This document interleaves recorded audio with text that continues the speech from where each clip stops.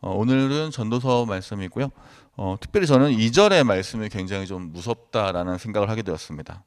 하나님이 어떤 사람에게는 부귀와 영화를 주어 그가 원하는 것이 무엇이든 부족하지 않게 하셨으나 하나님이 그에게 그 모든 것을 즐길 수 있도록 하지 않으셨으므로 다른 사람이 그것을 누리게 되니 이것도 헛된 것이며 비통한 일이다라는 이야기였습니다. 특별히 저희는 삶을 살아가면서 굉장히 쌓는 것, 이렇게 채우는 것을 굉장히 중요하게 여기거든요. 어떻게 보면 쌓고 능력을 추구하고 오래 살고 장수하고 좀 넉넉한 삶을 살기 위해서 항상 노력하는 것 같습니다. 우리가 추구하기 위해서 열심히 쌓는 것들이 어쩌면 우리가 누리지 못할 수도 있다라는 것이 성경에서 말하는 경고입니다. 그저 쌓기만 하다가 죽는 사람이 꽤 많다는 이야기를 하고 있습니다. 사실 저희도 그런 것들 많이 보게 되잖아요. 저는 특별히 성경의 이야기 중에서 탕자의 큰아들 이야기를 좋아하거든요. 큰아들과 작은 아들이 있었는데 작은 아들은 떠났고 아버지를 떠났고 큰아들은 아버지 옆에 있었지만 아버지를 누리지 못했다는 이야기를 성경에서 하고 있습니다. 그 이야기를 보면은 큰아들에게 아버지와 함께 있는 거는 그냥 일거리였던 것 같거든요. 내가 아버지의 일을 하는 그냥 아버지 사람 이렇게 생각했던 것 같습니다. 어쩌면 큰아들에게는 아버지와 함께 하는 것이 중요한 게 아니라 아버지를 위해 하는 것이 중요했던 것 같습니다. 근데 사실 저는 우리 기독교인들이 뭐 저를 포함해서 굉장히 많은 사람들이 하나님을 위해 살고는 있지만 하나님과 함께 살고 있는 것은 별로 좋아하지 않는다는 것을 많이 느끼게 되거든요. 성경에서 보면 마르다와 마리아에 대한 이야기도 있습니다. 마르다는 예수님이 함께 있었지만 일이 먼저 보였고요. 마리아는 그것을 누렸다라는 것으로 예수님을 칭찬하는 모습을 보여주고 있습니다. 저는 사실 그걸 볼 때마다 좀 잘 이해가 안 가거든요. 왜 마르다가 훨씬 더 불쌍하고 안타까운데 이렇게 열심히 하는데 왜 예수님은 마리아를 칭찬하고 마르다를 꾸짖을까? 그 생각을 진짜 많이 했는데 어쩌면은 마르다에게도 예수님이 내 집에 찾아온 것은 그냥 이게 일거리였던 것 같아요. 사람들이 오고 뭘 줘야 되고 초청해야 되고 하지만 마리아에게는 그냥 예수님과 함께하는 것 자체가 굉장한 즐거움이었을 수 있겠다라는 생각을 하게 되었습니다. 어쩌면 우리가 누리는 모든 삶이 어떤 사람에게는 일이고 어떤 사람에게는 기쁨이 될 수도 있을 것 같다는 생각을 하게 되었습니다.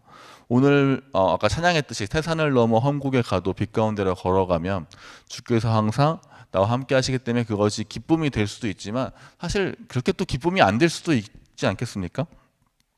어쩌면 하나님의 세상을 우리에게 주어도 우리는 누리지 못하는 사람들이 분명 있는 것 같고요. 어떤 사람은 교회를 우리에게 주어도 하나님의 사랑을 우리에게 주어도 누리지 못하는 사람들이 많이 있는 것 같습니다.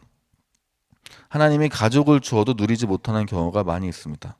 왜 그럴까 생각을 해보면 우리는 어쩌면 하나님한테 인정받고 싶은데 우리 행위로 인정받고 싶은 것은 아닌가. 내가 했던 어떤 하나님에 대한 열심히 했던 노력들로 인정받고 싶었던 것은 아닐까라는 생각하게 되었습니다. 사실 그런 경우 굉장히 많거든요. 우리가 뭐 부부싸움을 하거나 아내와 싸우거나 사람들과 싸울 때 왜 나를 인정해주지? 내가 이렇게 열심히 했는데 내가 이렇게 최선을 다했는데 왜 내가 이렇게 노력했는데 인정해주지 못할까라고 하는 걸 싸우는 경우가 사실 굉장히 많거든요. 근데 그냥 함께 누리는 것으로 싸우는 것이 아니라 내가 인정받지 못한다고 느꼈을 때 그때 우리가 사실 다툼이 있는 것, 갈등이 있는 것 같습니다.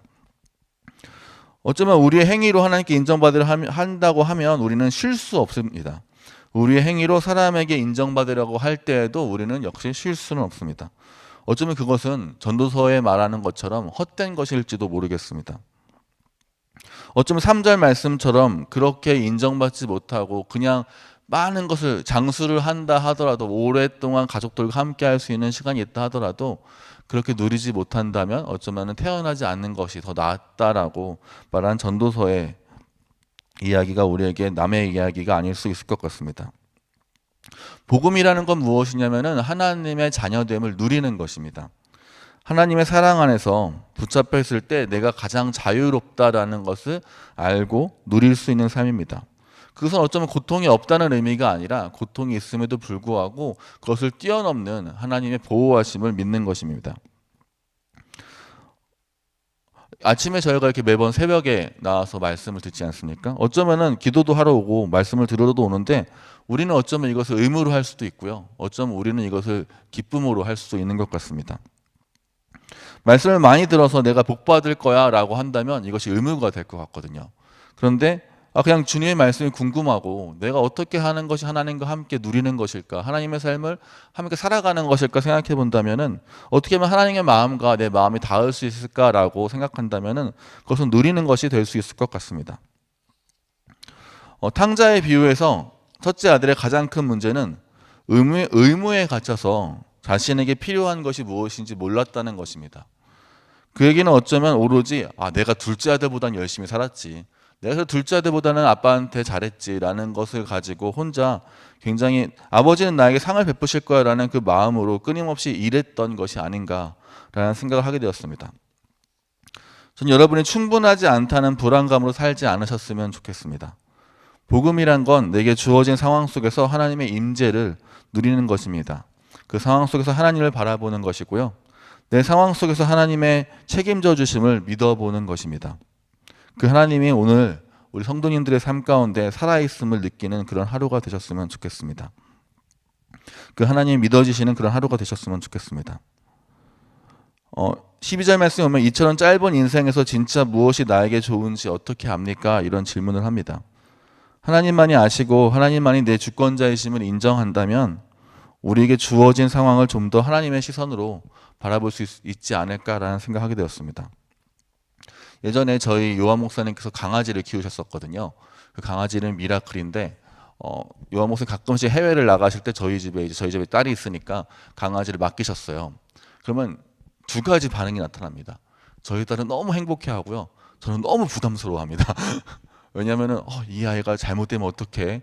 요한 목사님 주면서 이런 말씀을 하시거든요. 하루에 한 번씩 산책시켜. 이렇게 말하면은 하루에 한 번씩 산책시키는 것이 너무 귀찮은 거예요. 비가 오나 눈이 오나 이렇게 나갔다 와야 되고, 또 하라고 했는데 또 안 할 수 없고 막 이런 그런 애매모호한 그런 상황들 있잖아요. 근데 저는 그게 요한 목사님 저한테 준 선물이거든요, 어쩌면은. 근데 저는 그게 선물이 아닌 거예요. 노동인 거예요. 근데 그럼에도 불구하고 저기 매일매일 그래도 시킨 것이 있으니까 산책을 하고, 뭐 이제 딸이 이제 강아지를 좋아하니까 딸이랑 같이 걸어서 나가면서, 물론 굉장히 귀찮고 힘든 일이지만 제가 그 딸의 표정이나 이런 걸 보면서 이건 진짜 너무 선물이다. 얘가 강아지가 없었으면 나랑 걸으러 나올 일이 있을까? 나랑 슈퍼도 같이 안 가려고 하는데 막 그런 생각을 하고, 이 아이가 이렇게 이 강아지를 보면서 행복해하는 모습을 내가 옆에서 볼 수 있는다는 것은 얼마나 또 행복한 일일까. 이게 또 이 일을 내가 또 내 일부러 만들려고 하면 이게 만들어질까, 막 그런 생각을 좀 많이 했던 경험이 있거든요. 그분은 나에게 분명 선물을 주었는데 저는 그게 의무로 느껴질 수도 있겠다라는 생각을 하게 되었습니다. 하지만 아까 말씀드렸듯이 아이가 매일 행복해하고, 아이가 스스로 그 강아지를 뭐 닦이고, 잘 못 닦이잖아요. 뭐 산책시키고 하는 거 책임지는 모습을 보면서 아이가 성장해가는 것도 느끼게 되고, 오롯이 아이가 사랑한다는 것이 어떤 것인지, 아끼는 것이 어떤 것인지 배워가는 모습도 보게 되었습니다. 어쩌면은 하나님께서 우리에게 주신 모든 것들이 우리에게 똑같이 의무로도 느껴질 수도 있고 선물로도 느껴질 수도 있을 것 같습니다. 어떤 사람에게는 우리의 자녀가 의무이기도 하고요, 어떤 사람에게는 자녀가 선물이기도 합니다. 어떤 사람에게는 아내가 의무이기도 하고요, 어떤 사람에게는 아내가 선물이기도 합니다. 결혼식 하면 딱 어떤 생각이 먼저 드시나요? 쟤 어떡하지? 이렇게 생각하신다면 의무인 게 맞습니다. 근데 이렇게 좋겠다, 결혼해서 너무 좋겠다 그러면은 선물이겠죠. 근데 그런 생각은 잘 안 들더라고요. 그렇다면 우리가 맨날 저희 청년들이 취업하고 싶어하는 청년들이 많은데, 취업하는 거는 의무일까요, 선물일까요? 저는 의무가 더 가깝거든요. 일하는 사람이라 그럴 수도 있겠지만, 근데 아이들은 청년들한테는 선물이 되겠더라고요. 모든 일이 다 보기에 따라서 의무일 수도 있고 선물일 수도 있겠다라는 생각하게 되었습니다. 우리 성도님들에게 오늘은, 이 날은 의무입니까, 선물입니까? 오늘 누리는 이 하루가 여러분들에게 선물이 되셨으면 좋겠습니다. 같이 기도하겠습니다. 하나님께서 우리한테 이 세상을 누리라고 많은 것들을 주셨는데, 우리는 눈앞에 채워야 하는 욕심들 때문에, 어쩌면 내가 인정받고 싶은 나의 행위 때문에 누리지 못하고 그것들을 그냥 내가 해야 될 일로만 바라보고 있는 것은 아닌지 다시 한번 돌아봅니다. 하나님께 주신 것들이 내 삶에서 선물로 보여질 수 있도록 주님 도와주옵소서. 그 하나님의 시선으로 볼 수 있도록 주님 도와주시고, 어쩌면 내가 내 안에 있는 바쁨 때문에, 내 안에 있는 분주함 때문에, 내 안에 있는 어떤 욕심 때문에, 내 안에 있는 내가 세우고자 하는 어떤 의의 때문에 그것들을 그저 내가 해야 할 일로 바라보는 것이 아니라 하나님께서 주신 선물로 바라볼 수 있도록 주님 도와주옵소서. 예수님의 이름으로 기도합니다. 아멘.